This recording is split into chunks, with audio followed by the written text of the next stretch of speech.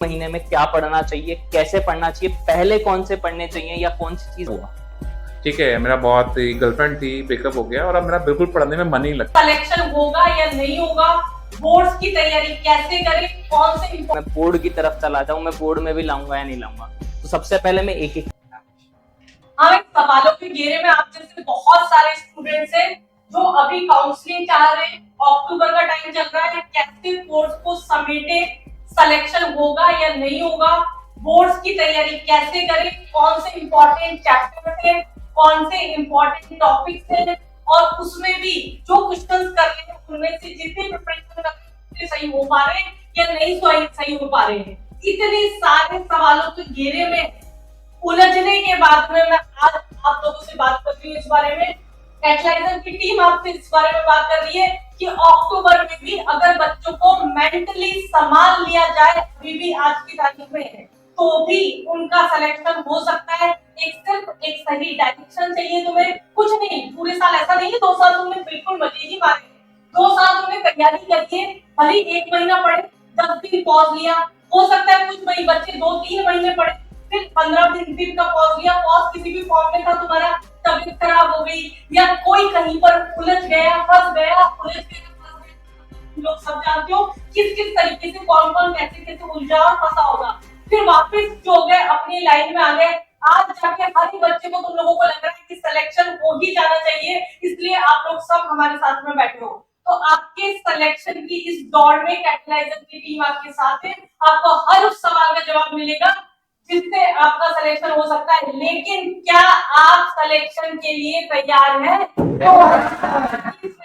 2025 में कितने बच्चे जो 98% के ऊपर आपको देखना चाहते हैं?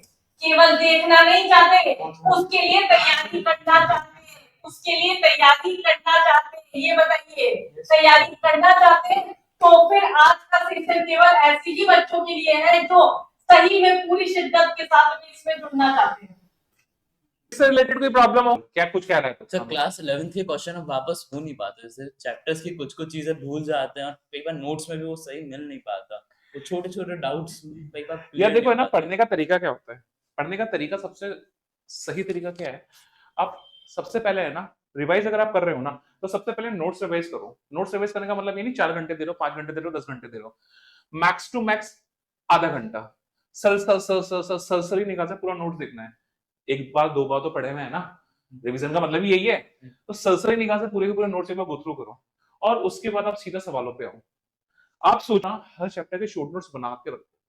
और शॉर्ट नोट्स का मतलब सिर्फ ये नहीं कि सिर्फ फॉर्मूला फॉर्मूला फॉर्मूला फॉर्मूला, ऐसा नहीं।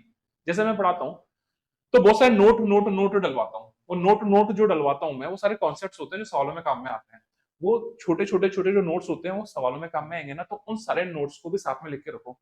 तो अगर सपोज कोई 50 पेज का आपके पास चैप्टर है, तो कोशिश करो उस 50 पेज के चैप्टर को शॉर्ट नोट्स बनाते हुए 10 पेज या आप 5 पेज में समराइज करो। शॉर्ट नोट्स का मतलब वो एक पन्ने वाले की बात नहीं कर रहा मैं बात कर रहा हूँ जो अगर 100 पेज का चैप्टर है कोई, तो उसको आपको 10 पेज में समराइज करना है, सारा मेन कंटेंट सारा डालना है और फटाफट उसको रिवाइज करके सीधा पीवाईक्यूज और जो पहले आपने स्टार मार्क क्वेश्चन उनको किए हुए उनको लगाना। समझ में आया? शॉर्ट नोट्स बनाए सर, कैसे कई बार कुछ कुछ चीजें हमको पता नहीं है, इंपॉर्टेंट है कि कैसे डिसाइड कैसे करें। बेटा जैसे टीचर पढ़ाते हैं, तो टीचर पढ़ाता है ना, तो वो नोट्स लिखवाता है ना, वो सारे नोट्स इंपॉर्टेंट होते हैं, सारे फॉर्मूलाज तो लिखने ही लिखने हैं, वो साथ में जो नोट्स लिखवाए हैं, प्रॉब्लम सॉल्विंग स्ट्रेटेजी लिखवाई है, वो सब आपको इंपॉर्टेंट है, वो सब आपको लिख के रखनी है। शॉर्ट नोट्स कैसे कैसे करें? वही तो बता रहा हूँ सर, पर लॉन्ग नोट्स में सब आ जाता है। लॉन्ग नोट्स में 100 पेज के, उन 100 पेज के नोट्स को 5-6 पेज में समराइज करना है आपको। फालतू का कंटेंट आपको एक टाइप के सवाल है 10 बार रिपीट करेंगे, सवाल तो आप उतारोगे नहीं वहां पे, तो मेन चीजें उतारो ना यार, ठीक है। और आपका कोई डाउट था बताइए। सर, मैंने रिसेंटली एक चैप्टर का टेस्ट दिया था फिजिक्स में, जिसके लिए मैंने नोट भी अच्छे से पढ़े थे, पीवाईक्यूज भी लगाए थे और इंस्टीट्यूट की शीट्स भी करी थी, फिर भी मेरे बहुत कम मार्क्स आए। तो क्या आपने उस पेपर को एनालाइज किया कि उस पेपर में जो सवाल आए थे वो सवाल क्या नोट्स से या आपकी शीट से या पीवाईक्यू से बाहर थे? आपने एनालाइज किया? एनालाइज किया था और वो सब नोट्स में थे। वो सब नोट्स में थे, yes, ठीक है। तो बेटा अगर सारे के सारे पेपर में आए हुए सवाल मैक्सिमम अगर नोट्स में है, तो आपने नोट्स को अच्छे से नहीं पढ़ा और जब टीचर पढ़ा रहा था तो आपने ध्यान नहीं दिया। तो इस चीज को रेक्टिफाई कीजिए, ठीक है। नोट्स को आप जब अगर आप पूरा डिवोट होके पढ़ ही रहे हैं तो वो जो सवाल जो टीचर ने करवाए हुए हैं ना उनको हाथ से करके देख लीजिए। सपोज आपका बहुत ही ज्यादा सब्जेक्ट या टॉपिक वीक है तो करके देख लीजिए, और अगर आपका स्ट्रॉन्ग है तो जल्दी जल्दी रिवाइज कर लीजिए। तो भाई सबसे इंपॉर्टेंट चीज है revision revision revision and only revision. और रिवीजन करने के लिए आप नोट्स पढ़िए, साथ में सबसे इंपॉर्टेंट चीज है PYQ PYQ PYQ PYQ PYQ भर भर के पीवाईक्यू लगाइए। अगर मेंस की बात करो तो मेंस में तो कितने सारे पीवाईक्यूज हो गए यार, हर साल 20-22 शिफ्टें जा रही हैं, हर साल 20-22 शिफ्टों में आप सोचो कितने सारे क्वेश्चन आ रहे हैं। तो अभी इस पॉइंट पर आप सिर्फ पीवाईक्यूज लगाना भी स्टार्ट कर देते हो ना तो बहुत सारा मटेरियल तो कवर हो जाएगा। आज से ही क्या करो, नोट्स पढ़ना स्टार्ट करो हर चैप्टर के फटाफट फटाफट आधे घंटे 5 घंटे के अंदर, और उस चैप्टर के लगभग रोज जो चैप्टर रिवाइज कर रहे हो लगभग आप 100 पीवाईक्यूज लगा लो। और किसी को कोई डाउट फिजिक्स? सर अगर मुझे 60 मार्क्स स्कोर करने हैं फिजिक्स के अंदर तो मुझे पर्टिकुलर कौन से चैप्टर पे मेहनत करनी चाहिए, क्योंकि 3 महीने बचे हैं। अब पर्टिकुलर जैसे मैं कितने चैप्टर दे सकता हूँ, या मुझे पहले कौन से चैप्टर पढ़ने चाहिए ताकि मैं स्कोर कर सकूँ, मेरा वेटेज इतना हो कि सिलेक्शन तो मैं ले लूँ 98 तक मैं पहुंच जाऊँ, 98 तक, तो उसके लिए क्या क्या चैप्टर पढ़ूं? देखो ना, ये जो चैप्टर वाइज स्ट्रेटेजी है ना, इसका एक पूरा वीडियो बनाया हुआ है मैंने, ठीक है। मैं उस वीडियो का लिंक शेयर कर दूंगा नीचे, ठीक है।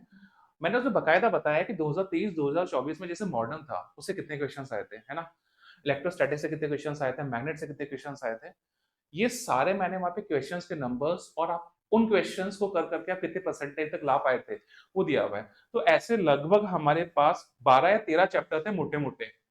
या चैप्टर बोलना यार बेवकूफी होगी, क्योंकि है ना ये घुमाने वाली बात है, चैप्टर नहीं होता, वो पूरी यूनिट्स होती हैं एक्चुअली। आपको बोल दिया मैग्नेट से कर लेना, मैग्नेट से 4 क्वेश्चन आ जाएंगे, मैंने बोल दिया ऐसा। पर मैग्नेट अकेला नहीं है यार, मैग्नेट है, ईएमआई है, साथ में एसी भी ले लो तो उससे 3 क्वेश्चन आ जाते हैं ऑन एन एवरेज, ऐसा मान लो। मॉडर्न फिजिक्स मैंने बोल दिया, मॉडर्न फिजिक्स बहुत इंपॉर्टेंट है, बहुत इंपॉर्टेंट है, बहुत इंपॉर्टेंट है। मॉडर्न फिजिक्स से 3 क्वेश्चन ऑन एन एवरेज मान के चलो आएंगे, बट मॉडर्न फिजिक्स एक पार्ट नहीं है यार।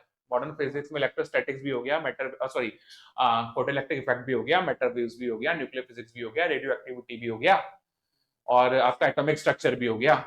इतने सारे पार्ट हैं, ठीक है।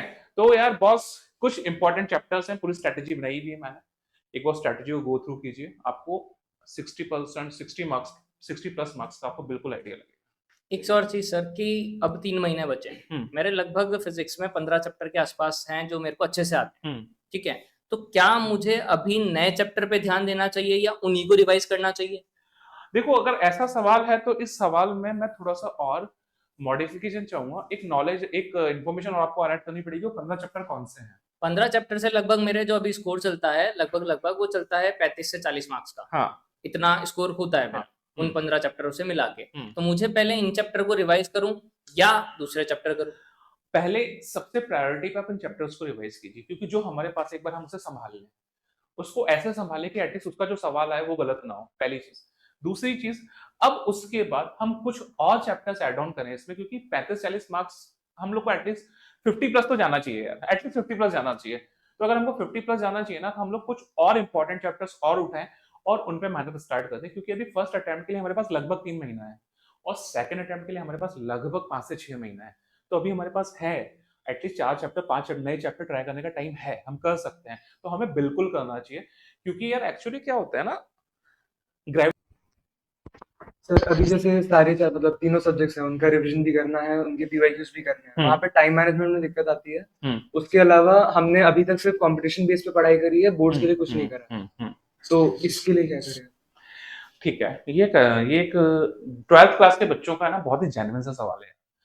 सबसे बड़ी प्रॉब्लम ये है ना कि हम लोग अभी तक जेईई या नीट का प्रिपरेशन कर रहे हैं, जेईई की बात करना चलो, तो हम लोग सिर्फ है ना न्यूमेरिकल बेस्ड प्रिपरेशन कर रहे हैं, हमें लिखना नहीं आता।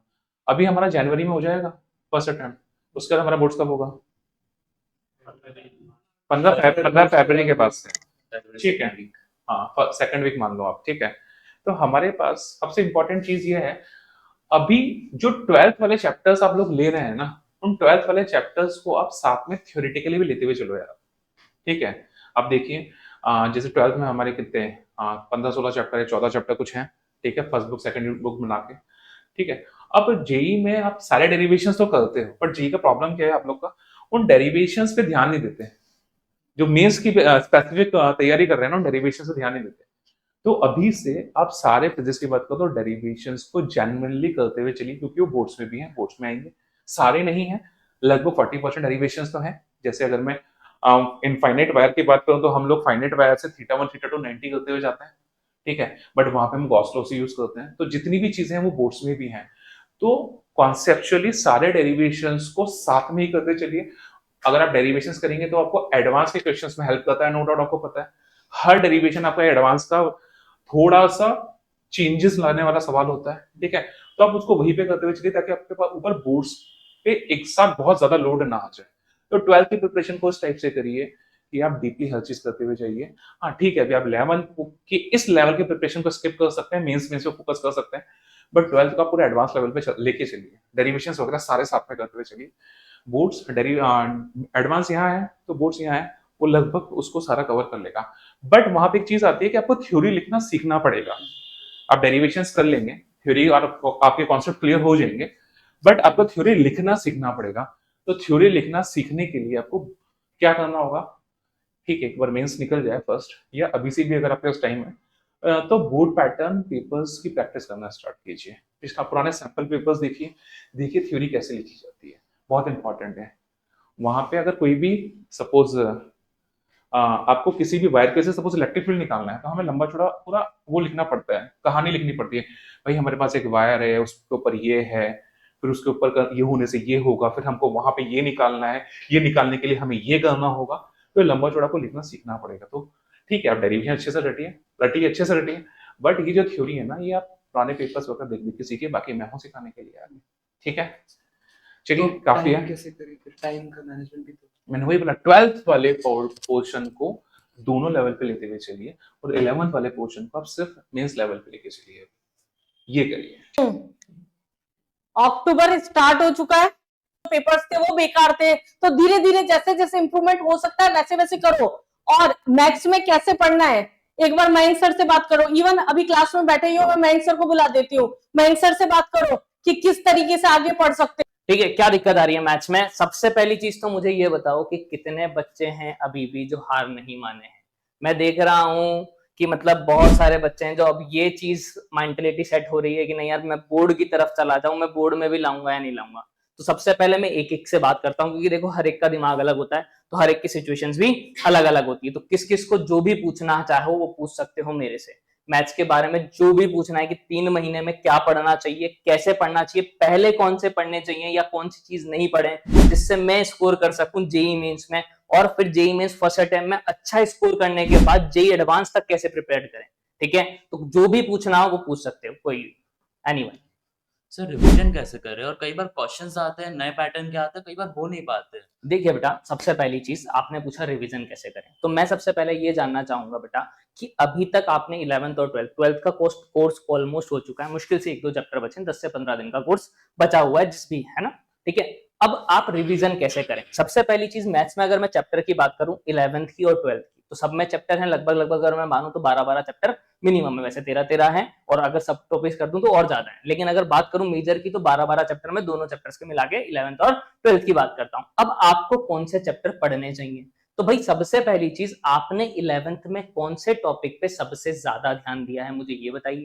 कैलकुलस और इंटीग्रेशन। तो कैलकुलस 12th का है बेटा, क्या कैलकुलस 12th का है? अगर मैं बात करूं कैलकुलस की बेटा, ठीक है, तो कैलकुलस है क्या चीज? तो भाई इसमें क्या होता है कि अपने पास चैप्टर्स जो आते हैं वो आता है फंक्शंस, नहीं, जिससे कंफर्म है एक क्वेश्चन आना ही आना है, 2 भी आ सकते हैं। अब फंक्शन में बेटा सबसे पहली चीज आपको पता होनी चाहिए किस टॉपिक के क्वेश्चन सबसे ज्यादा आने चाहिए।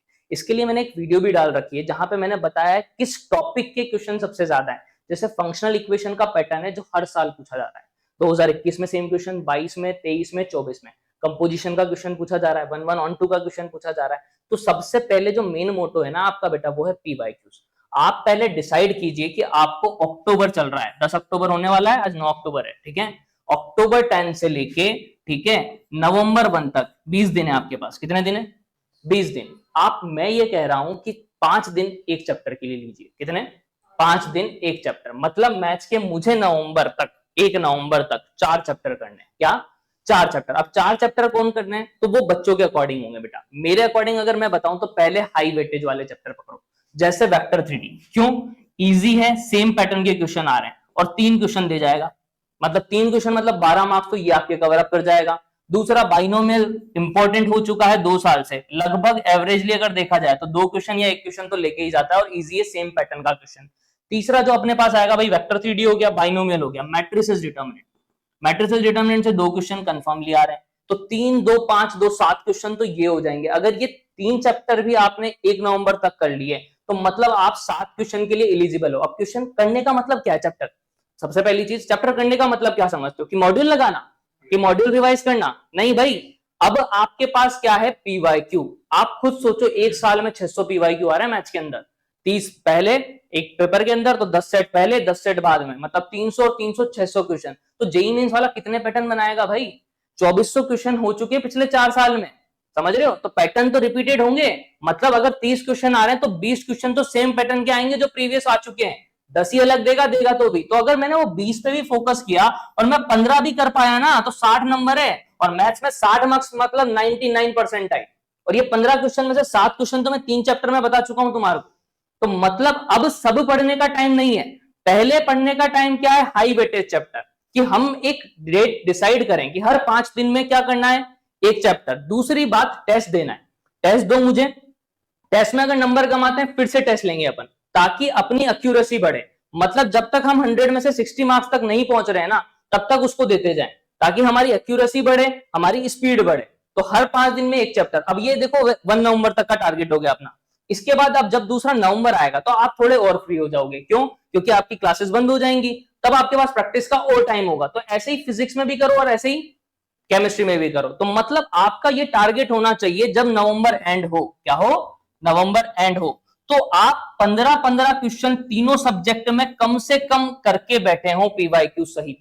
मतलब 15 नंबर ऑफ के क्वेश्चन के पीवाईक्यूज आप बना चुके हो पूरे पूरे, ताकि आपका जब नवंबर तक कोर्स हो जाएगा कि भैया 15-15 45 क्वेश्चन लगभग 180 मार्क्स का आप कर चुके हो, तो उसके बाद 15 दिन दीजिए दूसरे चैप्टर को और टेस्ट स्टार्ट कर दीजिए। रेगुलर एक टेस्ट दीजिए 3 घंटे का, फिजिक्स केमिस्ट्री मैथ्स का, और डेली 3 घंटे का एनालाइजेशन कीजिए कि हम क्या गलत कर रहे हैं। हर सब्जेक्ट के टीचर से पूछिए, मैथ्स में मेरे से पूछिए कि क्या गलती कर रहा हूं और कैसे इंप्रूव कर सकता हूं। जब इंप्रूव करोगे तभी सिलेक्शन होगा। और क्या डाउट किसी का?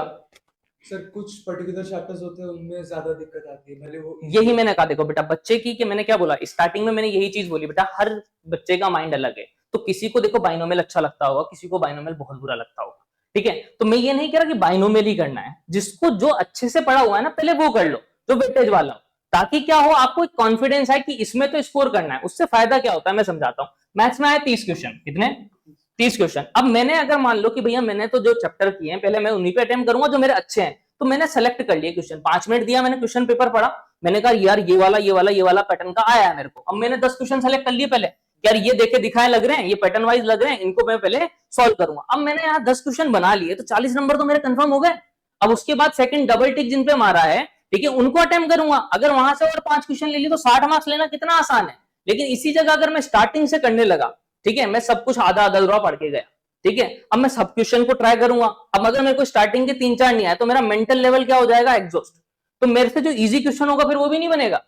तो इसलिए पहले अपना काम क्या है? सेलेक्ट करने का। भाई कॉम्बिनेशन परम्यूटेशन के स्टूडेंट है अपन नहीं, तो पहले सेलेक्ट करो क्वेश्चन को कि मुझे कौन से उठाने हैं, ताकि मैं स्कोर ज्यादा कर पाऊं। क्लियर? उसी के बाद उसको अरेंज करेंगे अपन हाई ऑर्डर और लो ऑर्डर, कि भाई पहले ये क्वेश्चन अटेम्प्ट करने हैं, फिर उसके बाद दूसरे क्वेश्चन, और फिर जो हार्ड क्वेश्चन है वो। कई बार बच्चे यही गलती करते हैं, स्टार्टिंग में हार्ड क्वेश्चन होते हैं उन पे बैठ जाते हैं। अब एक क्वेश्चन में 10 मिनट दे दिए तो टाइम भी खत्म और मेंटल लेवल भी एग्जॉस्ट। क्लियर?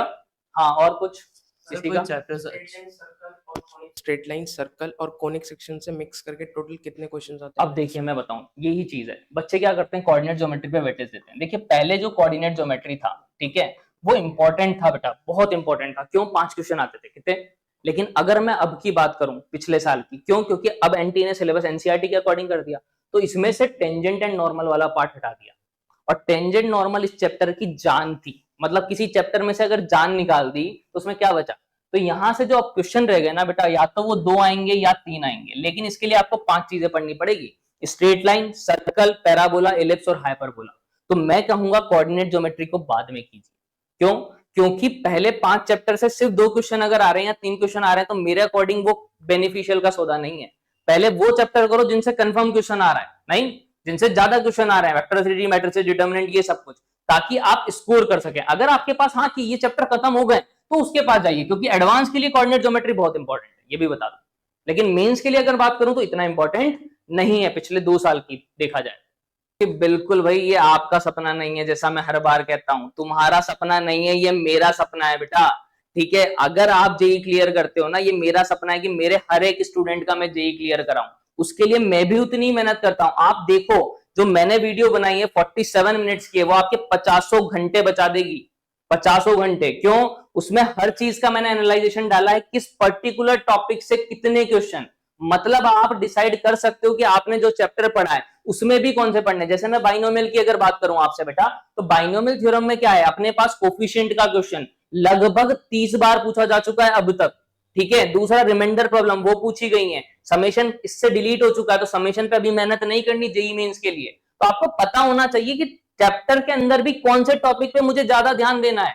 ऐसा नहीं सब कुछ पढ़े जा रहे हैं, क्योंकि देखो एडवांस के लिए अगर मैं बात करूं तो नॉलेज की कोई कमी नहीं, नॉलेज का कभी अंत नहीं होगा बेटा। लेकिन सिलेक्शन के लिए स्ट्रेटेजी बहुत जरूरी है। वो कहते हैं ना, कोशिश करने वालों की हार नहीं होती, लेकिन मेरे अकॉर्डिंग वो सही स्टेटमेंट नहीं है, उसमें थोड़ा सा मॉडिफिकेशन मुझे चाहिए। क्या?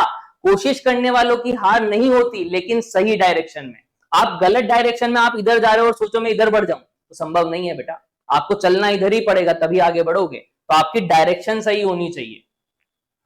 ठीक है, और किसी को कुछ? चैप्टर्स जो अच्छे नहीं रहते उनको कवर कैसे करें? अभी रिवीजन देखिए हाँ भाई, ये भी बहुत बड़ी चीज है। ये जो बच्चे ने पूछा ये भी बहुत इंपॉर्टेंट है। बच्चा क्या सोचता है अभी, जैसे कि अगर मैं बताऊं at present an average student की मैं बात करता हूं, तो वो क्या है बेटा, 11th लगभग भूल चुका होता है, क्योंकि 11th का रिवीजन नहीं किया होता। ठीक है, 12th में भी जो कैलकुलस है वो स्टार्टिंग में पढ़ाया जाता है, तो वो भी भूलना स्टार्ट कर चुका होता है। अब वो सोचता है कि हर चैप्टर की शीट आधी आधी होती है, ठीक है, पूरी बन नहीं पाती है, आधे आधे बैकलॉग रह जाते हैं। तो अब वो सोचता है कि नया चैप्टर पढ़ूं या नहीं पढ़ूं, क्या ये मेरे लिए प्रॉफिट स्टेटमेंट है या नहीं है।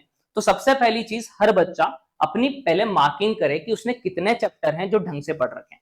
ठीक है, अगर आपने 15 चैप्टर, सुन लो मेरी बात ध्यान से, अगर आपने 15 चैप्टर है जो ढंग से पढ़ रखे हैं 11th और 12th मिला के, जो वेटेज वाले हैं, वेटेज वाले कैसे पता लगेगा, वीडियो से देखना। ठीक है, तो अगर वेटेज वाले 15 चैप्टर हो रखे हैं तो पहले उन 15 चैप्टर पे मेहनत करो, नए चैप्टर पे मत जाओ मेरे अकॉर्डिंग। क्यों? क्योंकि नया चैप्टर बेटा डबल टाइम खाएगा, और अभी हमारे पास टाइम क्या हो चुका है अब, लिमिटेड, समझ रहे हो। तो पहले हम 15 चैप्टर पे फोकस करें जिनसे हम 60 मार्क्स तक तो स्कोर कर ही पाए। नहीं, अब अगर मान लो किसी के 15 चैप्टर क्या 20 चैप्टर हो रखे हैं लेकिन 2-4 ही चैप्टर छूट रखे हैं, नहीं, उन बच्चों की बात कर रहा हूं जो 20 चैप्टर अच्छे से करके बैठे हैं, तो वो नए चैप्टर पे जा सकते हैं। लेकिन अगर किसी के 15 चैप्टर नहीं है और वो नए चैप्टर की सोचे पहले, तो नहीं। तो पहले आपको क्या करना है, वेटेज वाले 15 चैप्टर करना है। जिन जिन के भी नहीं है तो पहले 15 चैप्टर पे ध्यान दीजिए, उसी के बाद नए की तरफ जाइए, उसके पहले मत जाइए नए की तरफ। सर पहले पीआईक्यूज करें कि बैकलॉग करें? बेटा बैकलॉग का मतलब क्या होता है मैं बताता हूँ। टीचर ने पढ़ाया, समझ में आया, आपने प्रैक्टिस नहीं की, और मैथ्स तो प्रैक्टिस मांगता है, आपके लिए वो 0 हो चुका है। क्या हो चुका है?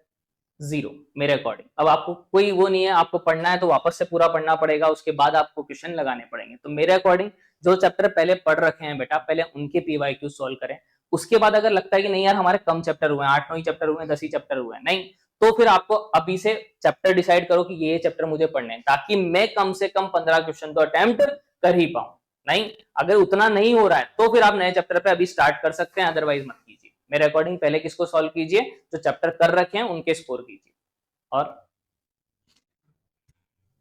सर हाँ, मैंने अपने चैप्टर्स भी डिसाइड कर लिया और मैं टेस्ट भी दे रही हूँ, पर मेरे सिली मिस्टेक्स बहुत हो रहे हैं। देखिए बेटा ये भी मैं बता दूं कि क्या होता है, बच्चों की अलग अलग दिक्कत है। जैसे इसकी दिक्कत क्या है भाई, टेस्ट दे रहे हैं तब भी नंबर नहीं आ पा रहे हैं, ठीक है, स्कोर नहीं कर पा रहे हैं हम लोग। ठीक है, अगर हम लोग स्कोर नहीं कर पा रहे हैं तो उसका रीजन क्या होता है। देखिए पहला तो हड़बड़ी। क्या एक बच्चा होता है ना, जब पेपर देता है तो हड़बड़ी करता है, जल्दी जल्दी करने की कोशिश करता है। मैं मानता हूं जल्दी होनी चाहिए, ठीक है, लेकिन ऐसी जल्दी किसी काम की नहीं है जो एक्यूरेसी को कम कर दे। मतलब एक बार में आपके 5 मार्क्स माइनस हो जाएंगे अगर एक क्वेश्चन भी गलत हुआ। तो पहली चीज तो आप ये डिसाइड कीजिए बेटा कि आपको 1 घंटे में 30 के 30 क्वेश्चन नहीं करने। ठीक है, हमें ना एवरेज बच्चे हैं, अगर मैं तो 30 के 30 नहीं करने, मुझे क्या करने, 15 से 20 क्वेश्चन अटेम्प्ट करने। मेरे मैथ्स में 60 से 70 नंबर आ जाएंगे तो मेरा काम हो जाएगा। क्लियर?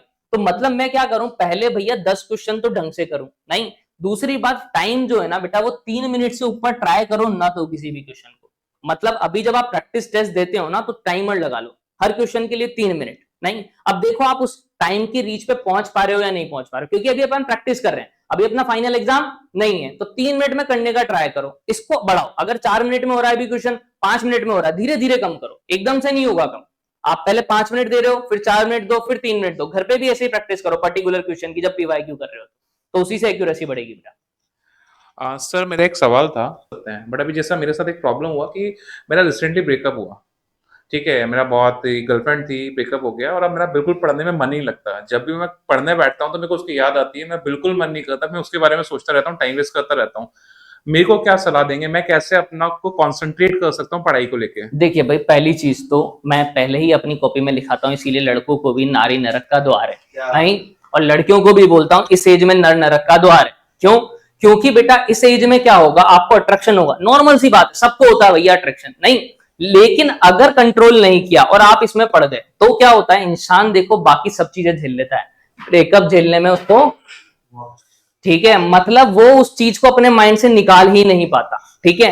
अब निकाल नहीं पाता तो वो किसी काम में उसका मन नहीं लगेगा, पढ़ने में भी मन नहीं लगेगा। तो आप खुद सोचिए कि भैया जो लड़की आपको छोड़ के चली गई वो तो वैसे भी आपके पास आनी नहीं है, नहीं, तो कम से कम उसको ये तो साबित करूं कि यार किसको छोड़ा है उसने, नहीं, उसको गर्व तो मतलब वो होना चाहिए ना, फील किया किसको छोड़ दिया, नहीं, एक IITian को छोड़ा है मैंने, नहीं, क्लियर, ये पता होना चाहिए आपको कि यार मुझे भैया IIT नहीं कि तेने छोड़ दिया तब भी मैं IIT क्लियर कर सकता हूँ, तेरे साथ तो शायद नहीं कर पाता, तेरे साथ तो मैं शायद नहीं कर पाता, लेकिन तेरे बिना तो डेफिनेटली करके दिखाऊंगा आपको, नहीं, ताकि उसको भी तो अफसोस हो कि यार किसको छोड़ा इसने, नहीं। और रोना वोना नहीं भाई, रोना क्यों, जिसको जाना है वो जाएगा। मेरी लाइफ का एक ही उसूल है बेटा, और तुम्हारी लाइफ का भी यही होना चाहिए, आओ तो वेलकम, जाओ तो भीड़ कम, सिंपल सी बात, ठीक है। तो सिर्फ पढ़ाई पे कंसंट्रेट करो, करियर बनाओ, क्योंकि ये है ना बेटा, जब किसके पास, उसके पास सब आएगा लौट के, नहीं, ठीक है। तो IITian बनो, अच्छा पैकेज पाओ। मयंक सर, जैसे बच्चों से बात कर रहे हैं अभी, ये सारे बच्चे यहाँ पर लग रहे हैं अपने को बहुत ज्यादा डिटरमाइंड है, इसलिए ये लोग आज काउंसलिंग सेशन में बैठे हैं, और ये इसीलिए आए हैं कि ये लोग ये देख सके कि अभी भी हमारा सिलेक्शन हो सकता है या नहीं हो सकता।